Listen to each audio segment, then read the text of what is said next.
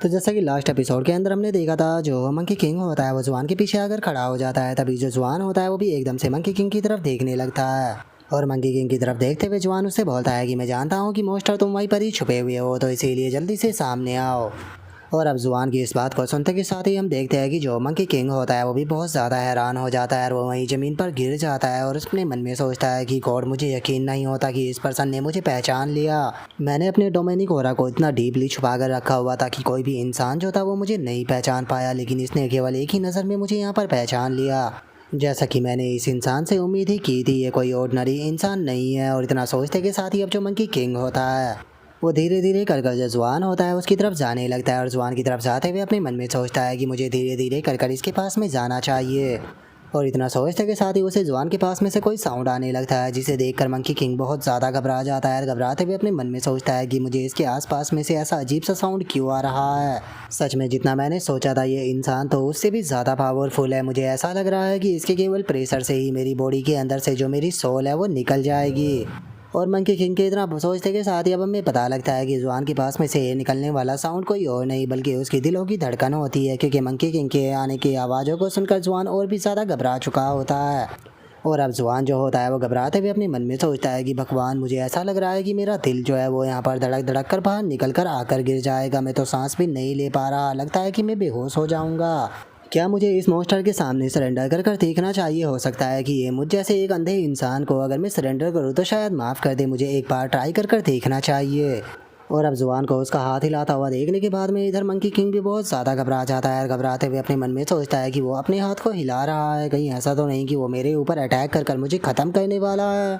और उसके इतना सोचते के साथ ही हम जुआन को देखते हैं, जो कि अपने हाथ को ऊपर की तरफ उठाते हुए अपने मन में सोचता है कि मुझे यहाँ पर क्या करना चाहिए। क्या मुझे इस मॉन्स्टर से भीख मांगनी चाहिए? हो सकता है कि ये तरस खाकर मेरी जान को बख्श दे।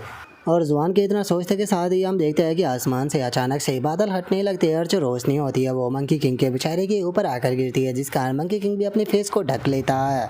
और वहीं जो जुआन होता है वो अपने हाथ को ऊपर उठा लेता है, जहाँ पर की रोशनी के अंदर वो और भी ज़्यादा एपिक लग रहा होता है। और वो मॉन्स्टर से बोलता है कि मॉन्स्टर प्लीज़ मेरी बात सुनो।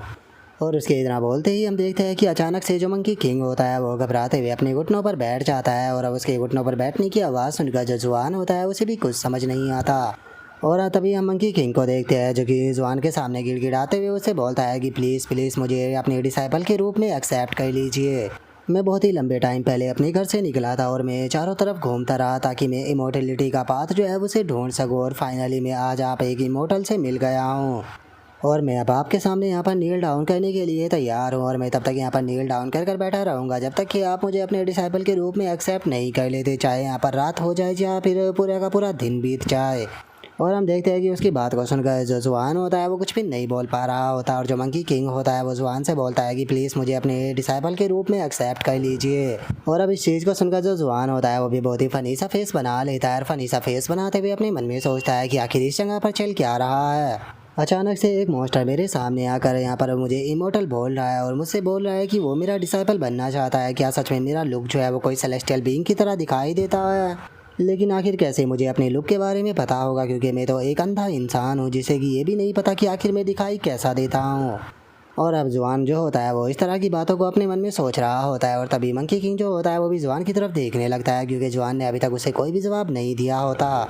और अब जो मंकी किंग होता है वो जुआन से बोलता है कि मैं हेवन और अर्थ से पैदा हुआ हूँ, ना तो मेरा कोई फादर है और ना ही मेरी कोई मदर है। मैं यहाँ पर अपने दिल के रास्ते को चूज़ करता हूँ, इसीलिए मैं उम्मीद करता हूँ कि आप प्लीज़ मेरे मास्टर बन जाओ।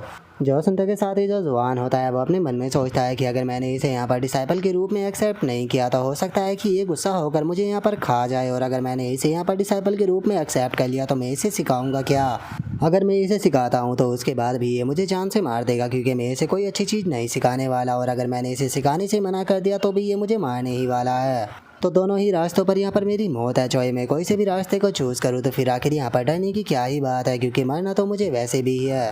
और इतना सोचते के साथ ही अब जुआन जो होता है वो मंकी किंग से बोलता है कि ठीक है, अगर तुम इतनी ही रिक्वेस्ट कर रहे हो तो मैं तुम्हें यहाँ पर अपने डिसाइपल के रूप में एक्सेप्ट करने के लिए तैयार हूँ। जो सुनते के साथ ही जो मंकी किंग होता है वो काफ़ी ज़्यादा खुश हो जाता है। और जो जुआन होता है वो अपने मन में सोचता है कि वैसे भी मेरा चार्म जो है वो यहाँ पर 10/10 है, तो इसीलिए इमोर्टल की तरह मैं यहाँ पर जानता हूँ कि किस तरह से एक्ट करना है, क्योंकि मैंने बहुत ज़्यादा टीवी देखा है। और इतना सोचते के साथ ही अब जवान जो होता है वो ऐसे बोलता है कि मैं नॉर्मली जो डिसाइबल होते हैं उन्हें कभी भी एक्सेप्ट नहीं करता हूँ, लेकिन हमारा मिलना जो था वो यहाँ पर किस्मत में लिखा था, तो इसीलिए हम लोग यहाँ पर मिले। और तुम अपने जिस बात को चूज़ करना चाहते हो, मैं तुम्हारा वो पाथ जो है उससे तुम्हें ढूंढने में यहाँ पर मदद करूँगा। और जो हेवन और अर्थ है उसे यहाँ पर मैं साक्षी मानकर इस चीज़ को विटनेस करता हूँ कि आज से तुम मेरे डिसाइपल हो। जो सुनते के साथ ही मंकी किंग जो होता है वो भी खुश होते हुए जवान से बोलता है कि मास्टर प्लीज इस डिसाइपल की जो ग्रीटिंग है उसे एक्सेप्ट कीजिए। और इतना बोलते के साथ ही वो दोबारा से अपने घुटनों पर बैठ जाता है और जवान से बोलता है कि मैं यहाँ पर अपनी स्टडी के ऊपर पूरा तरह से फोकस करूँगा और मास्टर को कभी भी डिसअपॉइंट नहीं करूँगा। जो सुनते के साथ ही जो जवान होता है वो उससे बोलता है कि तुम्हारे पेरेंट्स नहीं है, तुम हेवन और अर्थ से पैदा हुए हो, तो क्या तुम्हारा कोई नाम है? जो सुनने के बाद में मंकी किंग बोलता है कि वैसे तो मेरा कोई नाम नहीं, लेकिन लोग मुझे मंकी किंग कहते हैं। जो सुनकर जवान जो होता है वो अपने मन में सोचता है कि अच्छा तो ये एक डीमन मंकी है। और इतना सोचने के बाद में जवान उससे बोलता है कि ठीक है, तो आज से मैं तुम्हें जियाओ सन बुलाऊंगा। जो सुनकर मंकी किंग जो होता है वो भी बहुत ज़्यादा खुश हो जाता है और खुश होते हुए जवान से बोलता है कि शुक्रिया मास्टर मुझे इनाम देने के लिए। जो सुनकर जवान जो होता है वो भी खुश होते हुए उसे बोलता है कि वैसे तो तुम एक मास्टर हो, लेकिन उसके बाद भी तुम लोगों की इज्जत करना काफ़ी अच्छे से जानते हो, मुझे तुम काफ़ी पसंद आए, तो इसीलिए अब तुम जल्दी से खड़े हो जाओ क्योंकि इस तरह की फॉर्मेलिटी जो है वो मुझे ज़्यादा पसंद नहीं है। जो सुनते के साथ ही मंकी किंग भी खड़ा हो जाता है और अपने मन में सोचता है कि जैसे कि एक ट्रू इमोर्टल से एक्सेप्ट किया जा सकता था, इसके हर एक शब्द और हर एक एक्शन से मुझे इमोर्टलिटी का ऑरा जो है वो महसूस हो रहा है। और चूंकि अब एक ट्रू इमोर्टल जो है वो मेरा मास्टर बन चुका है, तो इसीलिए मुझे नहीं लगता कि अब मेरे इमोर्टल बनने का जो रास्ता है वो ज़्यादा दूर है। मैं अपना जो यहाँ पर गोल था उसे जल्दी ही अचीव कर लूँगा। और इतना सोचने के साथ ही मंकी किंग जो होता है वो बहुत ही फनी तरह से बोलता है कि मास्टर आप मुझे यहाँ पर जो मेथड भी सिखाना चाहते हो मैं उसे सीखने के लिए तैयार हूँ। जो सुनने के बाद में जवान रोते हुए अपने मन में सोचता है कि आखिर मैं इस मंकी को यहाँ पर क्या सिखाऊँ। और अचानक से ही जवान के दिमाग के अंदर कोई आइडिया आता है और वो अपने मन में बोलता है कि ठीक है मैं समझ गया। और इतना बोलकर जो जवान होता है वो मंकी किंग से बोलता है कि जियाओ आज मैं तुम्हें सबसे पहले एक चीज़ सिखाने वाला हूँ जिसका नाम की बॉडी फाउंडेशन ऑफ कल्टीवेशन होने वाला है, जो कि तुम्हारे लिए बहुत ही ज़्यादा इम्पोर्टेंट होने वाली है। और अब जवान के इतना बोलते के साथ ही हमारा आज का एपिसोड जो होता है वो यहीं पर ही कंप्लीट हो जाता है। तो नेक्स्ट एपिसोड के अंदर देखिए कि आगे क्या होता है। अगर आप लोगों को वीडियो अच्छी लगी हो तो लाइक करना, चैनल को सब्सक्राइब करना। मैं मिलता हूँ नेक्स्ट एपिसोड में, तब तक के लिए बाय बाय गाइज।